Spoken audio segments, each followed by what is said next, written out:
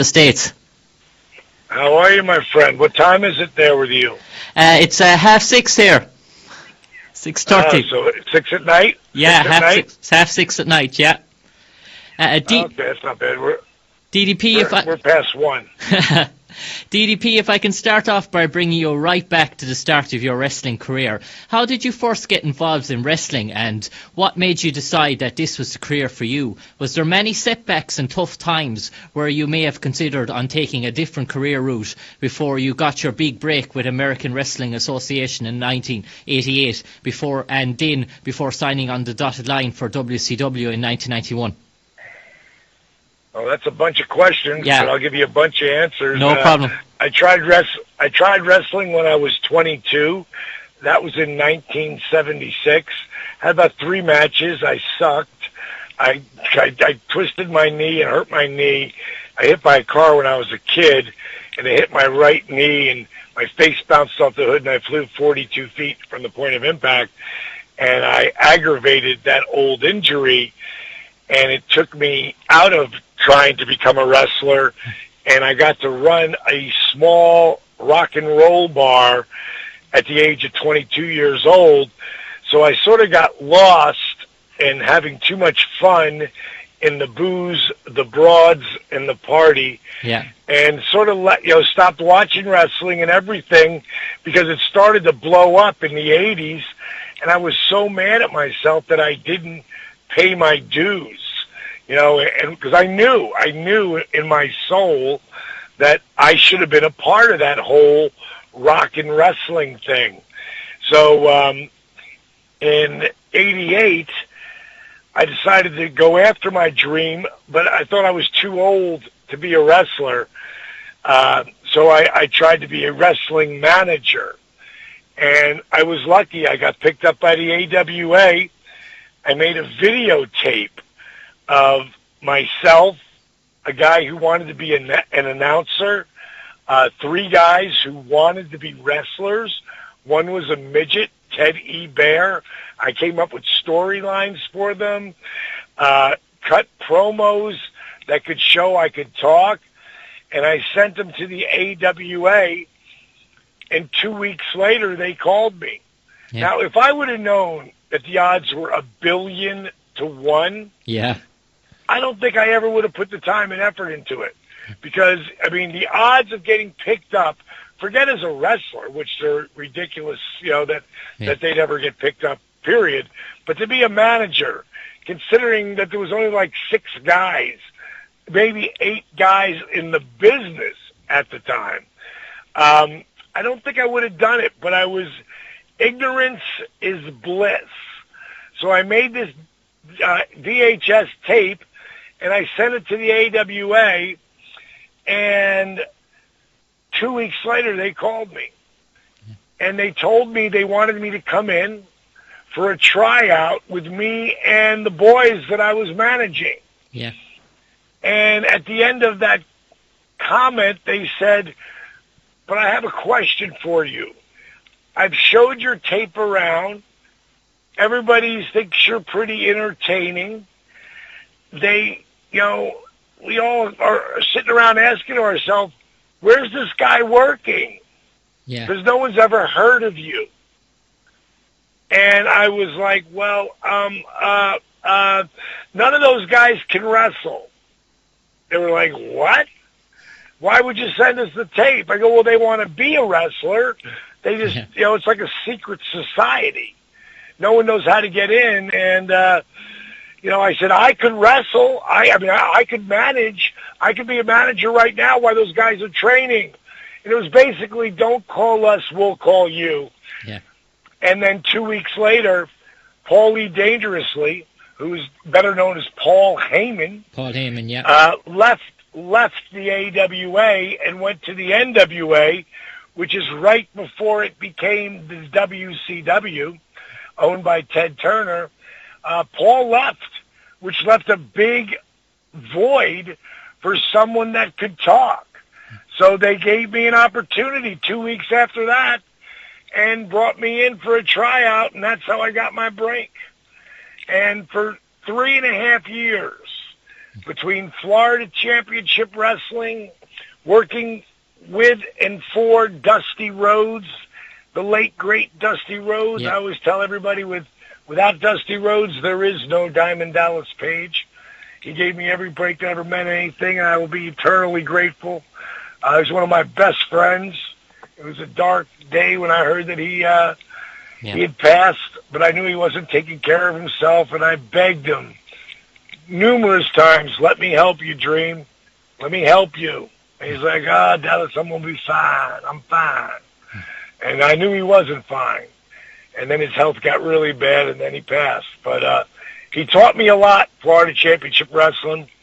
He brought me in as a color commentator. And when he gave me the gig, I was like, Dusty, I can't do that. I said, I don't want to tell you something I can't do. I don't know a wrist lock from a wristwatch. And he took a big drag of his cigar, and as he blew the smoke out of his mouth, he said, don't worry about it, baby. Gordon gonna walk you through it all. He's talking about Gordon Soley. Yeah. You know, the late, great Gordon Soley, probably maybe the best color commentator of all time. Jim Ross, I would put it right up there with him. But both completely different styles. Jim was perfect for the Attitude Era and all that other great wrestling that he announced. Gordon was good for the early days because he made you think the shit was real. Yeah. You know, so, and I got to train with him for a year and a half. I got to work with him by his side. And for 3.5 years, it cost me money to be Diamond Dallas Page. Yeah. And then I finally got the opportunity to go to WCW, and they brought me in as a manager. I got to manage the Freebirds, which Michael P.S. Hayes was another guy that sort of took me under his wing a little bit, especially, you know, when I was still managing. He liked me. He'd return my phone calls. So would Dusty. He'd return my phone calls. When I got to WCW and Dusty put me with the Freebirds, he didn't even know me and Hayes were buddies. And Michael said to Jimmy Garvin, he said, this guy's got some chops, but let's see how good he really is. Diamond, you've got the whole interview. We're going to start out with our backs to the camera. You're going to walk in from in between us and cut the promo that's going to put us on the race for the World Championship titles. Yeah. And talk about pressure, you know, but I nailed it. Michael loved it. Dream loved it. Jimmy loved it. And we were off and running. And then Scott Hall called me, who I worked with and just missed him in the AWA. Yeah. But I worked with him in Florida Championship Wrestling, and he convinced me to help him out. His wife was pregnant with his son, Cody, who today is 24 years old and working in Japan with the Bullet Club. And he was pregnant. His wife was pregnant. He needed a job bad. That was the day I started creating the what would be known to everyone as the Razor Ramon character, but it started as the Diamond Stud. Yeah. From the black hair to get rid of the mustache to the 5 o'clock shadow to the toothpick. All of that was created in WCW. And Scott never forgot it. You know, years later, he would return the favor and help me at a time that I really needed it. Yeah. And Diamond, if I can bring you on to WCW, for the next decade, to 2001, you became a 3-time world champion, competing against all the big names of the wrestling industry, which, while at the time WCW was embroiled in a TV ratings duel with WWF, was this the most exciting and rewarding era of your wrestling career? And did you ever feel at that time the WCW bubble would burst in 2001? Well, the entire 96, 97, 98, 99 were unbelievable years for me. Yeah. You know, you see some people on the internet, how they like to talk, and I've seen some people say that, DDP started to get his push while the company was tailing down. My hottest I ever was when we just started kicking the WWF's ass. Yeah. And my ratings when I was on were fly. They were unbelievable. It was an unbelievable ride. In 1997 and 98, according to Pro Wrestling Illustrated, top 500 wrestlers in the world, Stone Cold Steve Austin was number one. Good buddy of mine. Yeah. Both years, I was number 4. Yeah. So easily, I was one of the top 10 talents in the world at the time. And it was an unbelievable ride. Yeah. Finally I think they should have put the strap on me much earlier, and I think it could have helped the company, especially when I was white hot. Yeah. I think it would have definitely really helped the company. But they chose a different route, which I was just happy to be there. Yeah. I was living the dream on a whole different level. I knew all the inner workings because Bischoff was a good friend of mine. Yeah. And that really helped when it came to protecting me, but it didn't really help that much when it came to, getting the push. Yeah. Like, he didn't believe in pushing. He didn't believe in the whole nepotism thing. Yeah. But, I guess he did when he got to TNA. But when he was in WCW, he didn't believe in that. And he took care of me in the way that he looked out for me. But I also helped him. There is no NWO. I couldn't believe it. They actually even said that on the, I guess, the WWE's whole NWO run. Yeah. There's no NWO without Diamond Dallas Page because I'm the one who put everybody together. Never knowing that it was going to turn into as big as it did. I mean, who could have ever called that? But it was the most unbelievable ride. There was times, you'd asked me a question earlier, where I didn't think it was going to happen. Yeah. Yeah, for years. I didn't think I was ever going to get a shot at the WCW or WWF. And, because everyone told me it was never going to happen, and everything I was trying hadn't worked. Yeah. But I've learned over and over again that the repetitions of affirmations leads to belief. And once that belief becomes a deep conviction, things begin to happen. The guy who said that was Muhammad Ali. Yeah. And it was something that's been burned into my brain.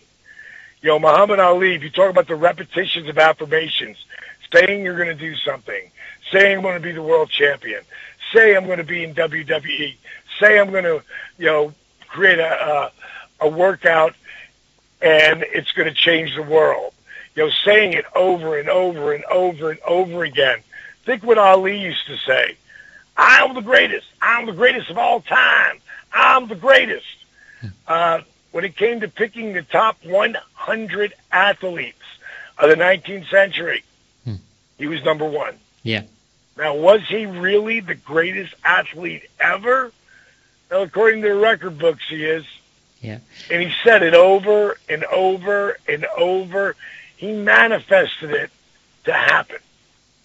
And that's what I do with my wrestling career. That's what I've done with DDP Yoga.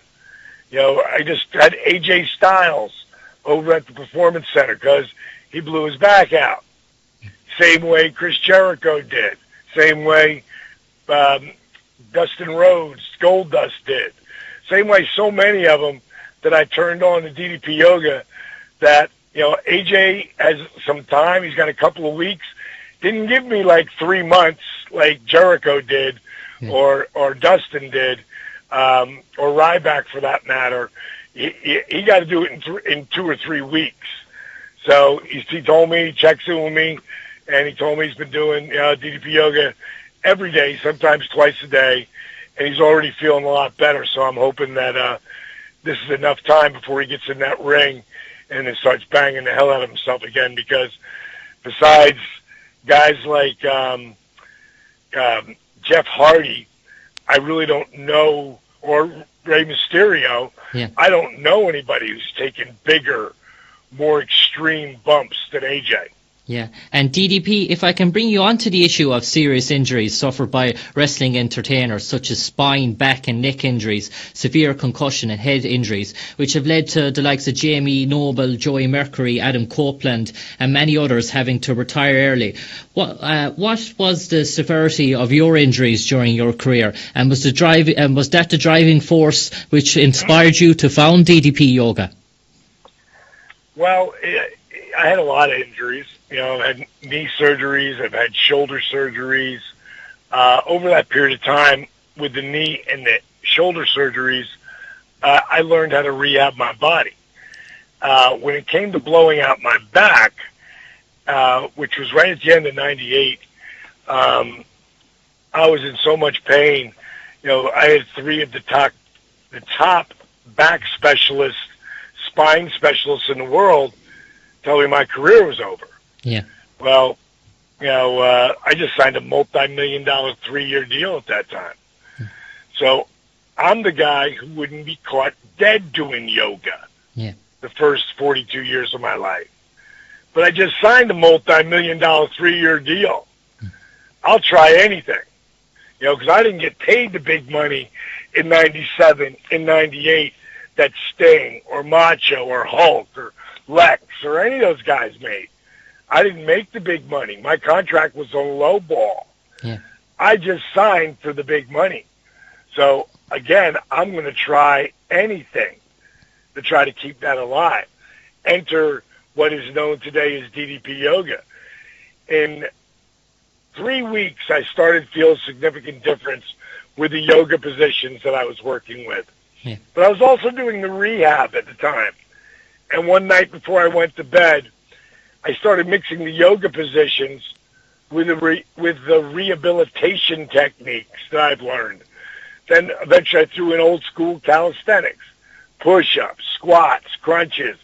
And I did it with a slow burn movement, which means I'm engaging more muscles when you do something slow and deliberate, especially in exercise.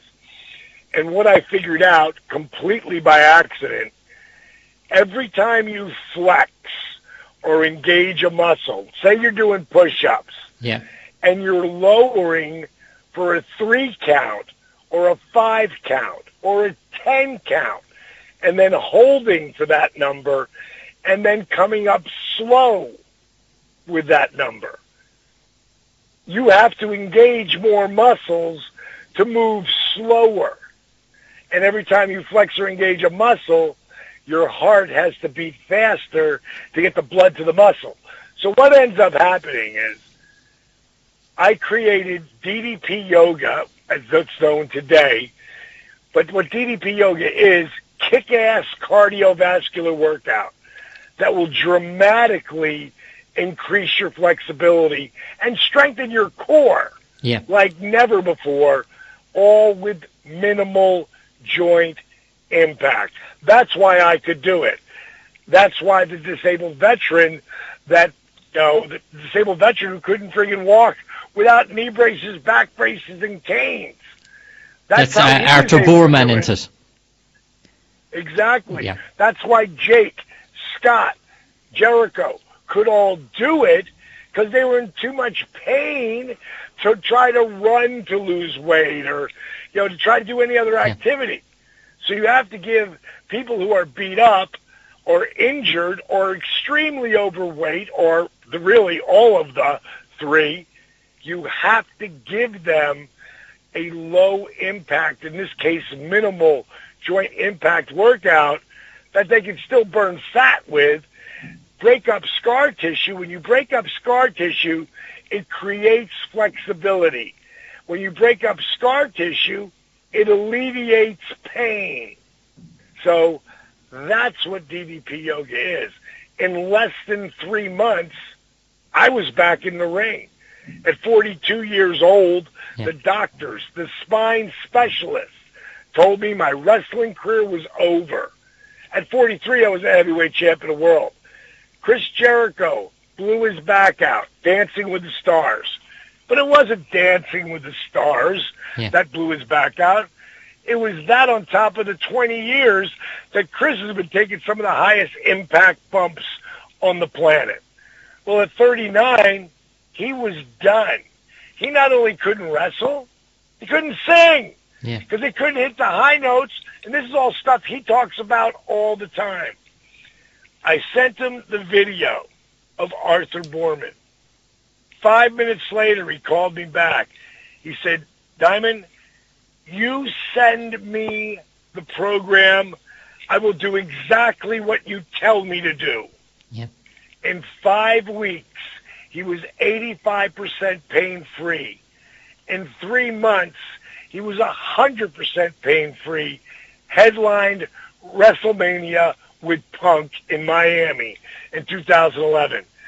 Today, he does one workout, DDPY, DDP Yoga.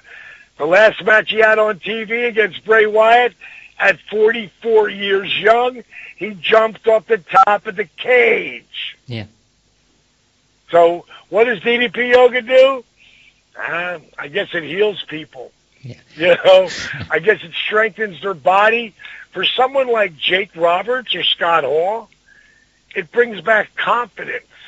Yeah. Because you're losing weight, you're feeling good, you can't do these certain push-ups, or you can't do these certain lunges, or you can't get to the ground and get back up again without using a chair. But before you know it, you can. You do drop the weight. All of a sudden you've got victories again. That builds confidence. And when you couldn't do something that seemed impossible, but then you can, that builds confidence. Yeah.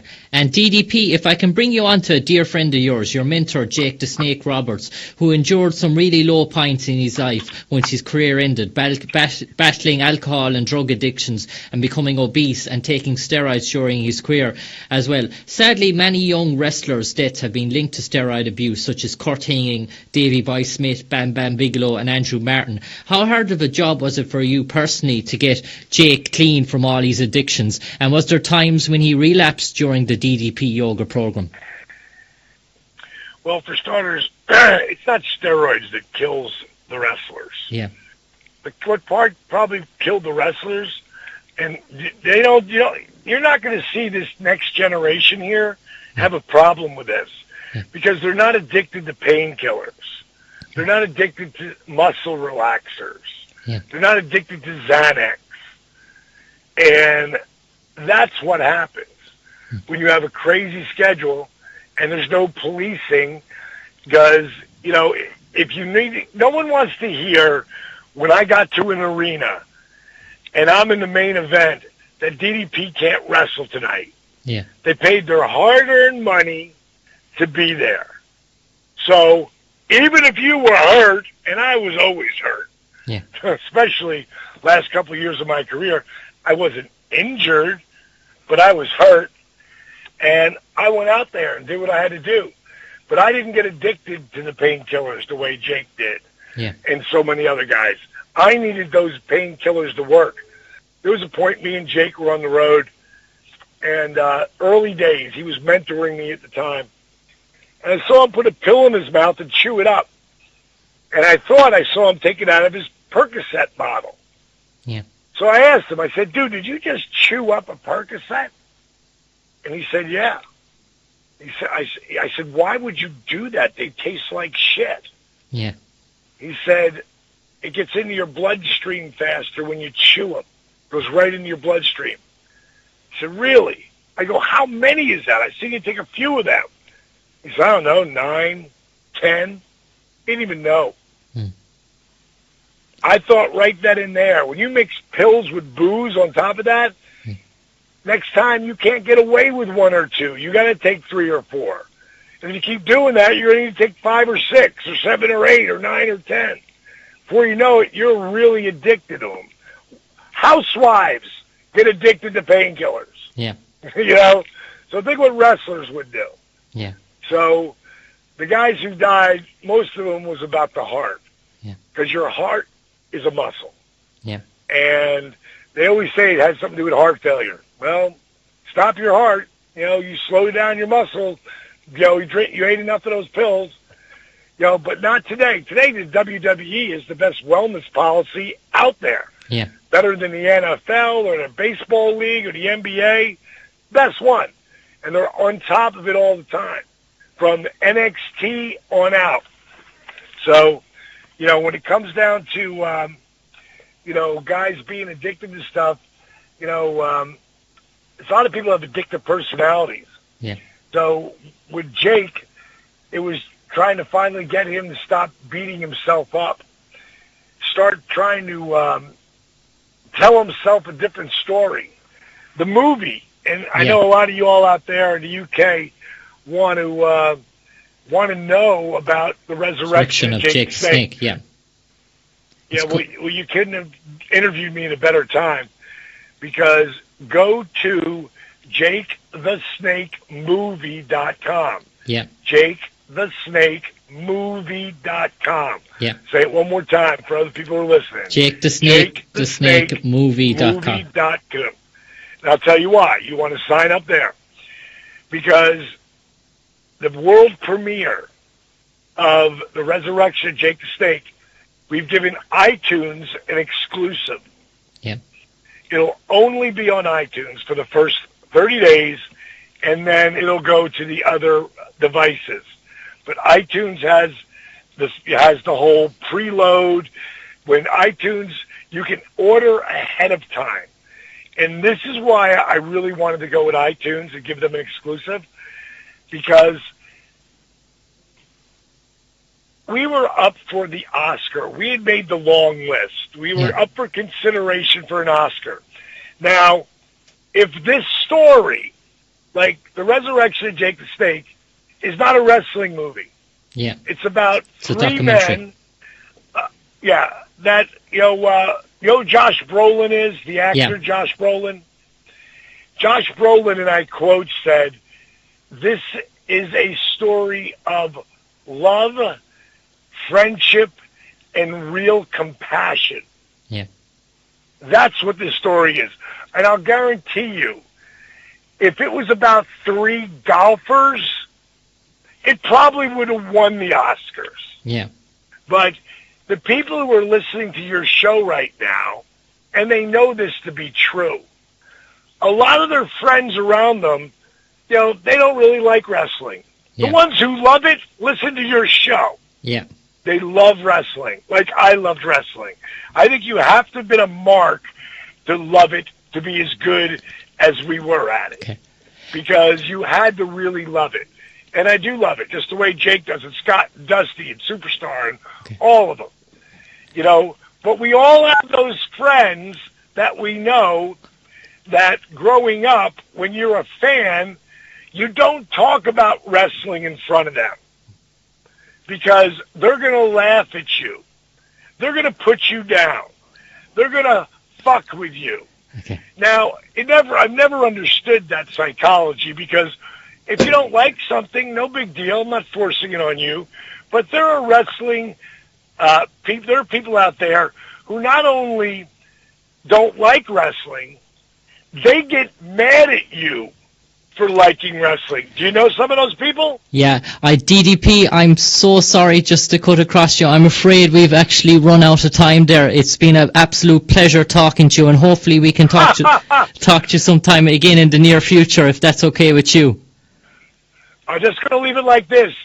The people who get to go to JakeTheSnakeMovie.com and get the movie ahead of time. We will. That's how we're going to make a statement to iTunes. All right, buddy. Right. That's all I got to say. Cheers. Thanks, Diamond Dallas Page. Thanks a million. See you, buddy. Bye.